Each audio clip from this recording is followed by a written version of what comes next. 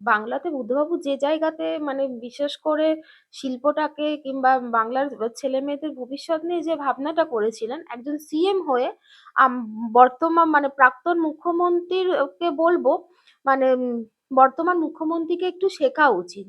বুদ্ধবাবু থাকাকালীন কিভাবে সরকারটাকে চালনা করেছিলেন। বাংলায় শিল্প এই মুহূর্তে একেবারে নেই বললেই চলে, কর্মসংস্থান একেবারে তলানিতে। এইরকম অবস্থায় বলছেন চা ঘুগনি। মুখ্যমন্ত্রী বলছে, আমি যখন বলি তখন আমাকে নিয়ে খেপায় লোকে, আর প্রধানমন্ত্রী যখন চা বিক্রি করে তখন কি? এই চা ঘুগনি বিক্রি করা কোনো ছোট কাজ নয়। চা ঘুগনি বিক্রি করা যায় চপ সঙ্গে। বাংলার বউয়েরা বিক্রি করবে চপ মুড়ি, আর কয়লা ভাইপো করবে কয়লা চুরি। মানে বাংলার মেয়েরা বাংলার বউয়েরা চপ মুড়ি বিক্রি করবে, আর বাংলার ভাইপোরা কয়লা চুরি করবে। সোজা কথা তো ইনি এটাই বলতে পারতেন। এ আবার একটা মুখ্যমন্ত্রী হয়ে ওপেন স্টেজেতে ওপেন ক্যামেরাতে প্রেসের সামনে, এটা কি কথা? বাংলার উনি বলছেন যে আমি ১ নম্বর বিজনেসম্যান, বিজনেসের উনি সেরা সেরা, বাংলাকে বিজনেসে উনি এত র‍্যাংকিং করেছে। তো র‍্যাংকটা কোথায় গিয়ে উঠেছে? ওই চপ মুড়ি ঘুগনিতে? বলছে ১,০০০ নিন না। আরে বাবা, ১,০০০ নিলেও কি মানে বিক্রি করবার মতন কি ঘুগনিটা হয়ে যায়? বাসন লাগে না, গ্যাস লাগে না, কিচ্ছু লাগে না। তো সরকার তো যদিও বা আমি মানলাম যে ঘুগনি বিক্রি করতে বলছে, তাহলে সরকার থেকে তাহলে সেই জায়গাগুলোতে স্টল দিক, মেয়েদেরকে তাহলে কিছু বাসন দিক। না, বলছে সেখানে তো ঘুরে বিক্রি ঘুরে করতে। ঘুরে, কেন ঘুরে ঘুরে? তার মানে কি এ পাড়া থেকে ও পাড়াতে ঘুরে ঘুরে বিক্রি করো? তার মানে মানে দাসপাড়াকে দিতে হবে ৫০০ টাকা কাটমানি, হ্যাঁ, ঘোষপাড়াকে দিতে হবে আরো ৫০০ টাকা কাটমানি। মানে এবারে পাড়ায় পাড়ায় কাটমানিটা ওরা তো নেয়। আমরা তো দেখেছি যে বড় বড় নেতাদের যখন পুজো হয়, আমি নাম উল্লেখ করেই বলছি, শ্রীভূমির পুজো, কত টাকা করেই যারা চপ ঘুগনি বিক্রি করে, মুড়ি বিক্রি করে, তাদের থেকেও তো কাটমানি নেওয়া হয়। এটা কাজের কথা না বলে বলুন যে বাংলায় শিল্প আনুন। এনাকে তো এখন সামনে ভোট আসছে, এখন উনি মানে শিল্প বলতে গেলে এখন চপ মুড়ি ঘুগনিকেই আনুন, মানে বাংলাটাকে ওই ঘুগনির হাঁড়িতেই রেখে দিলেন। বুদ্ধবাবুকে সমর্থন করবেন। তিনি একদম শেষ ইন্টারভিউটা মনে করবেন। একেবারে প্রথম সারির সংবাদ মাধ্যমকে দিচ্ছেন, বলছেন ৫ বছর পর বাংলা কোথায় দাঁড়াবেন। হুম। এই শিল্প, হুম। কলকারখানা নেই, বাঙালি ছেলেমেয়েরা কোথায় কাজে যাবে? ইয়ং হুম। জেনারেশনটার কথা বলেছিলেন। হুম। তাকে মিস করেন বুদ্ধবাবু? অবশ্যই করে, ওনার মতন তো মানে ওনার ওনার জায়গাটাতে কেউ নিতে পারবে না। বাংলাতে বুদ্ধবাবু যে জায়গাতে মানে বিশেষ করে শিল্পটাকে কিংবা বাংলার ছেলেমেয়েদের ভবিষ্যৎ নিয়ে যে ভাবনাটা করেছিলেন একজন সিএম হয়ে, আম বর্তমান মানে প্রাক্তন মুখ্যমন্ত্রীর কে বলবো মানে বর্তমান মুখ্যমন্ত্রীকে একটু শেখা উচিত। বুদ্ধবাবু থাকাকালীন কিভাবে সরকারটাকে চালনা করেছিলেন, কিভাবে বাংলার ছেলেমেয়েদেরকে নিয়ে চালনা করেছিলেন। তখন তো কই আমরা শুনিনি যে শিক্ষা দুর্নীতি পাওয়া গেছে। তখন তো একটা যোগ্যতা ছিল। আগেকার দিনে কিন্তু যোগ্যতাটা ছিল, আজ থেকে ১৫ বছর আগে। যে সামান্য ৮ পাস হলেও কিন্তু, মাধ্যমিক পাস হলেও তারা কিন্তু একটা মানে স্কুলে ওই কেরানি হোক কি ডি গ্রুপের চাকরি হোক, তারা অন্তত আবেদন করতে পারত। যোগ্যভাবে চাকরিটা তারা পেত। কই আমরা তো শুনিনি যে বামফ্রন্ট আমলে যে প্রচুর টাকা ঘুষ দিয়েছি আমরা, চাকরি পাইনি, এই পাইনি। বর্তমান সিএম কেই কেন শুনতে হচ্ছে? তাহলে অবশ্যই করে বুদ্ধবাবুকে আমরা এই কারণে আমরা মিসটা করি। আর তার থেকেও বড় কথা, এই বর্তমানে শিক্ষাটাকেও কিভাবে রসাতলে গেছে। বলছে কিনা বানান ভুল হলে নাম্বার কাটা যাবে না। পাস ফেল উনি আসতে না আসতে পাস ফেলই তুলে দিলেন। মানে কিভাবে ছোট প্রস্ফুটিত ফুলটাকেই পুরো ১ম এই ঝরিয়ে দিলেন। আসলে বলবেন না কেন?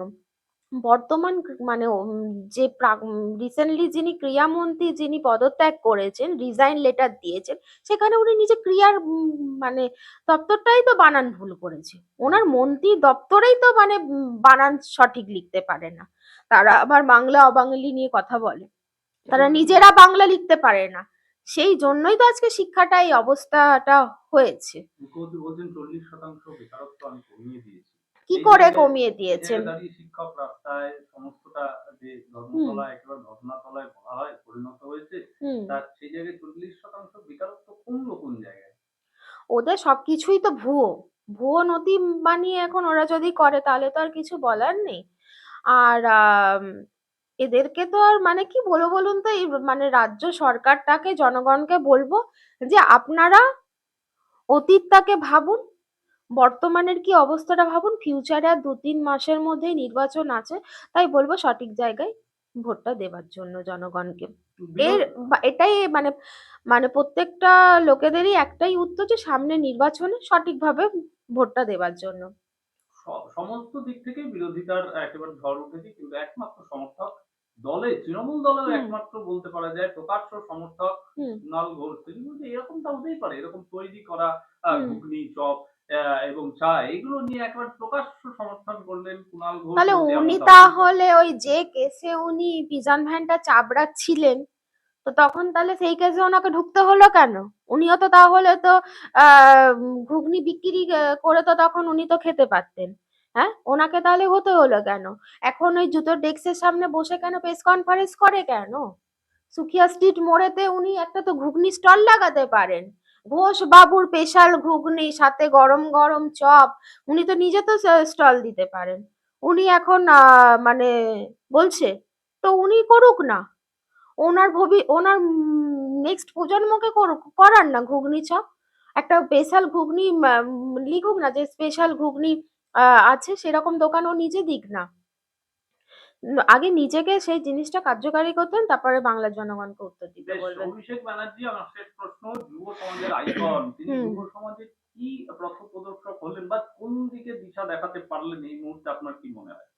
কোন দিকে দিশা দেখিয়েছে যুব সমাজকে আইকন আমি জানি না, তবে যুব সমাজকে পুরো রসাতলে পাঠিয়ে দিয়েছে, যুব সমাজকে পুরো জলের স্রোতে নামিয়ে দিয়েছে, ভেসে গেল যুব সমাজ। উনি তো কয়লা চুরি করে যাই হোক করে হুম। উনি তো নিজেরটাকে তো নিজে বাঁচিয়ে নিলেন। আর বাংলার যুবদের জন্য উনি কি করেছেন? বেকারদের জন্য উনি কি করেছেন? বেকার যুবকদের জন্য উনি কোনো প্রকল্প তৈরি করেছেন? কিংবা বেকার যুবকদের জন্য কোনো কিছু কাজ দিয়েছেন? যে তোমরা চলো, সরকারি না হলেও তোমরা মানে সরকার অধীনে চাকরিও উনি কিছু ব্যবস্থা করেছেন? 27টা শ্রী চলছে বাংলায়, মানে 27টা পপুলার। শ্রী চলছে। আরো বলবো পাঁচটা শ্রী অ্যাড করার জন্য, গুন্ডা শ্রী, ধর্ষণ শ্রী, চুরি শ্রী, ঠিক আছে, ধমকানি শ্রী, সিন্ডিকেট শ্রী, এই আরো 5টা শ্রী বলবো।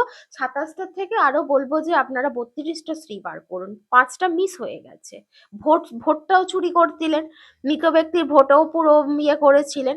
দেখুন আপনার চ্যানেলে কিন্তু আমি সেই 16ই আগস্ট কিন্তু বলেছিলাম যে ঠাকুমা দিদিমারা মারা যায়, ভোটের দিনে ভোট দিতে ঠিক চলে আসে। দেখুন আজকে আমরা 4 মাসের মধ্যে আমরা বাংলার মানুষেরা কিন্তু জলজল করে মানে দেখতে পাচ্ছি। আমি অনুরোধ করব যে যাতে ওই ভিডিওটা, এই ভিডিওর পরে যেন ওই লিঙ্কটা যেন দেওয়া হয় বাবানের, যাতে মানুষের যাতে আরো ভালো করে দেখতে পারে যে কি বলেছিলাম।